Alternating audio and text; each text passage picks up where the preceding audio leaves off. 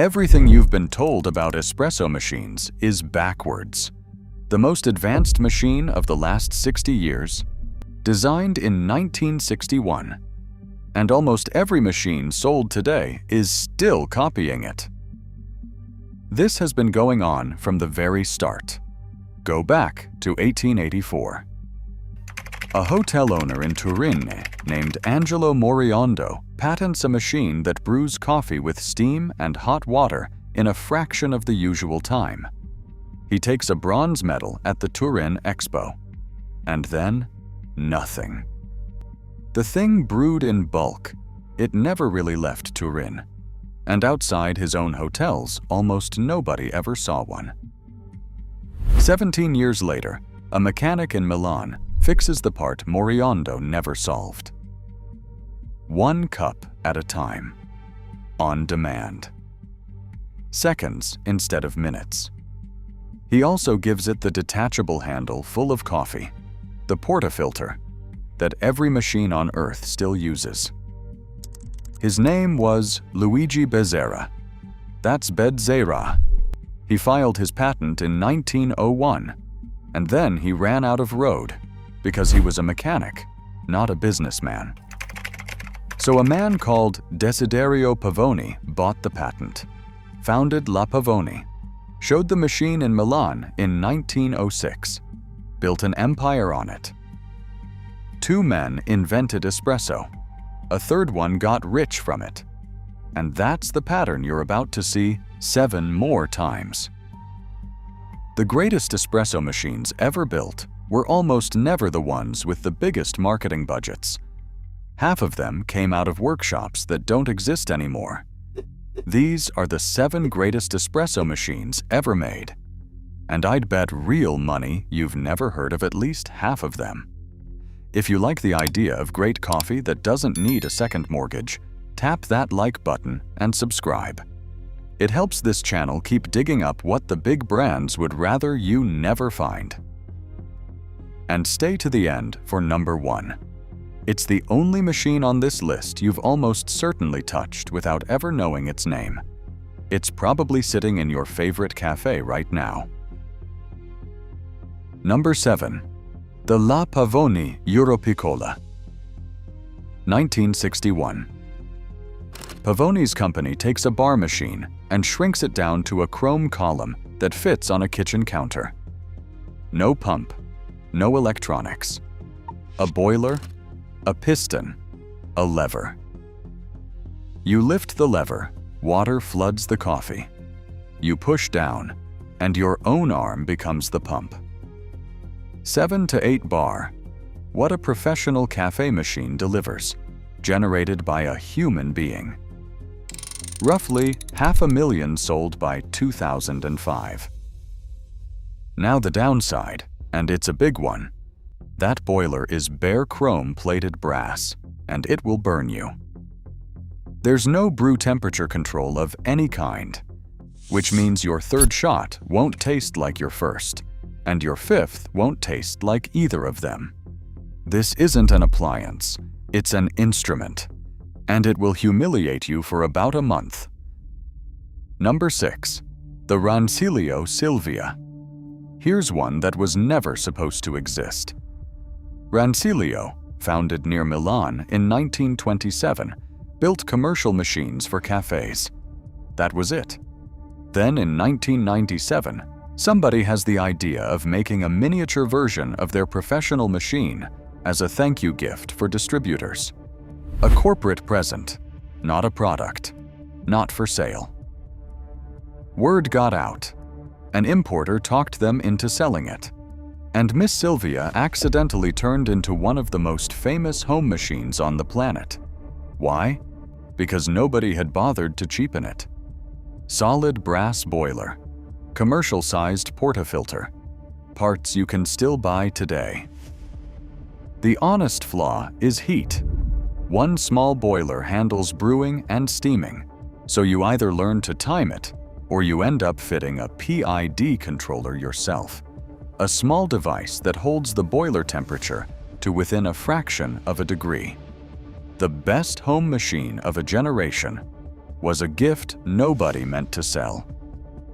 Number 5. The Arrarex Caravel. Now we get genuinely obscure. And watch the date on this one, because it beat the La Pavoni into the kitchen by 5 years. 1956. A Milanese designer named Dr. Emidio Salati patents a machine that weighs 3.5 kilos. It sold first as the VAM, later as the Caravel. And it looks less like a coffee machine than a piece of Art Deco jewelry. Salati was obsessed with simplicity. The boiler is open, so you can top it up mid-shot. The whole thing comes apart in your hands in seconds. No tools at all. Stainless steel body. One job, done beautifully. Which is also the problem. It does one job and nothing else. Almost no steam power, and the seals are wearing out, 60 years on. Here's how it died. The brand got handed off, and then cheap pump machines came along and buried it. Not because they made better coffee, because they were easier to sell. Remember that one.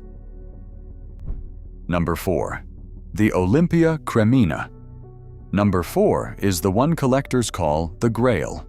And it's Swiss, not Italian. Founded 1928 in Chiasso, right on the Italian border. Commercial machines only, for decades. Then, in 1961, they go after the home market. And here's the honest part. That first Cremina wasn't theirs. It was a rebadged La Pavoni Europiccola, shipped up from Milan. Number 7 on this list, wearing a Swiss badge. 6 years later, they built their own. And that design has barely changed since. The difference is what they added. An insulated boiler and a much heavier group head, which means it holds its temperature shot after shot after shot, instead of drifting the way the Pavoni does. Assembled by hand. Almost nothing in it that can fail. There are machines from 1967 still pulling shots every morning. The catch is money and skill. You're looking at thousands, and there's no button anywhere on it. Just your hand on the lever. Quick pause. If you're enjoying this dig into the machines the industry forgot, subscribing costs you nothing. And stick around to the end, because I've got something for you. Number 3. The La Marzocco GS. In the 60s, every serious cafe machine had one boiler doing 2 jobs: brewing your coffee and steaming your milk. Same tank, same temperature. That's a compromise, because those 2 jobs want completely different temperatures. Steam hard, and the next shot comes out scorched. Giuseppe Bambi wouldn't accept it. He'd founded La Marzocco in Florence with his brother Bruno back in 1927, and in 1970 the company filed a patent for the GS. 2 separate boilers, one for coffee, one for steam. Then he went further. Instead of bolting the group head onto the front of the machine, he welded it straight into the brew boiler, angled upward, so hot water circulates through it constantly. The saturated group, Gruppo Saturo. That's where the letters GS come from. It was expensive, and it was roughly 20 years ahead of its own market. Every dual boiler machine you can buy today comes down from that one decision. Number 2. The Gaggia Tipo Classica. If you've ever looked at a golden layer of crema, you're looking at this man's invention. Achille Gaggia. That's Gaggia, a Milanese bar owner who was sick of serving bitter coffee. The machines of his day pushed steam through the grounds at maybe 1.5 bar, and steam is too hot. It burns the coffee. His own line was that drinking one felt like walking through a foggy Milan, so he got rid of the steam altogether. In 1938, he patents a system that uses hot water under pressure instead. His Sistema Lampo. Then in 1947, he perfects it into the spring-loaded lever and the story goes he took the idea off the hydraulics on an American Army Jeep. Pull the lever, a spring drives a piston, and hot water hits the coffee at 8 to 10 bar. And out came something nobody had ever seen before, a thick golden foam. He had to advertise it across Milan as Crema café naturale because customers needed telling that it wasn't a fault. Here's the part that hurts. Gaggia had no factory.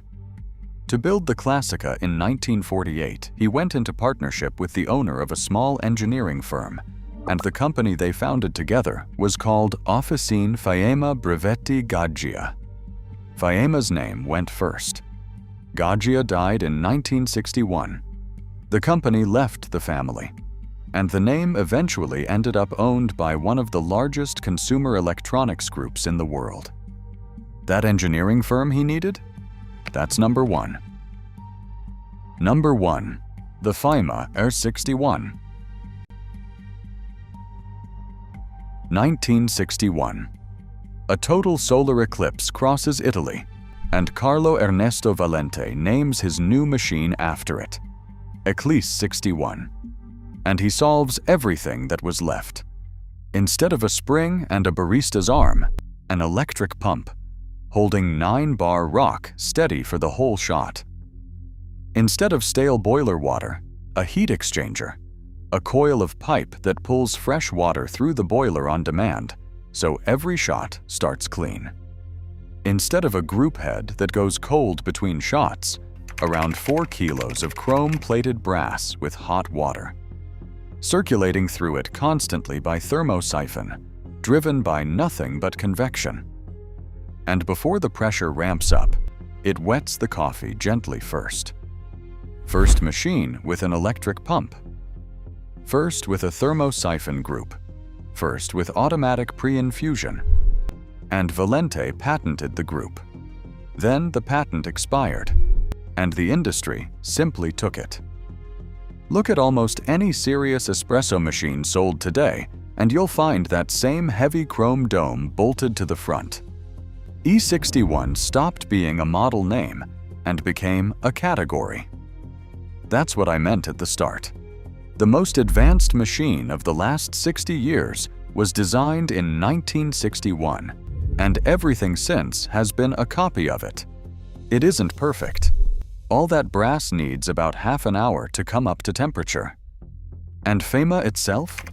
In 1995, the company that changed espresso forever was bought by its biggest rival, Cimbali. So here's what ties all 7 of these together. The Caravel weighs 3.5 kilos and came out of a workshop that got buried by cheaper machines. The E61 weighed as much as a grown adult and rewrote the entire industry. Same DNA. Honest engineering. Aimed at one goal: getting hot water through ground coffee properly. The coffee industry runs on a simple trick. It wants you to believe that the newest machine, with the most settings and the biggest advertising budget, is automatically the best one.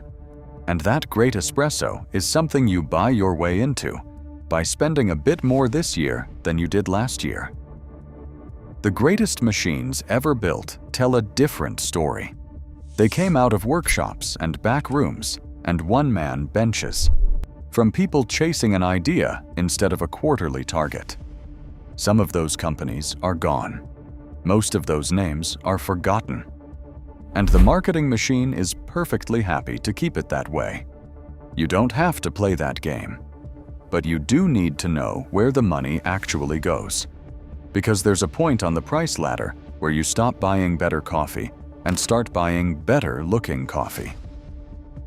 I broke that down properly in another video, the 5 levels of espresso machines and why most people overpay. It's on your screen now.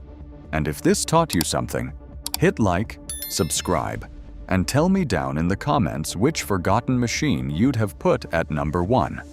I read every single one. I'll see you in the next.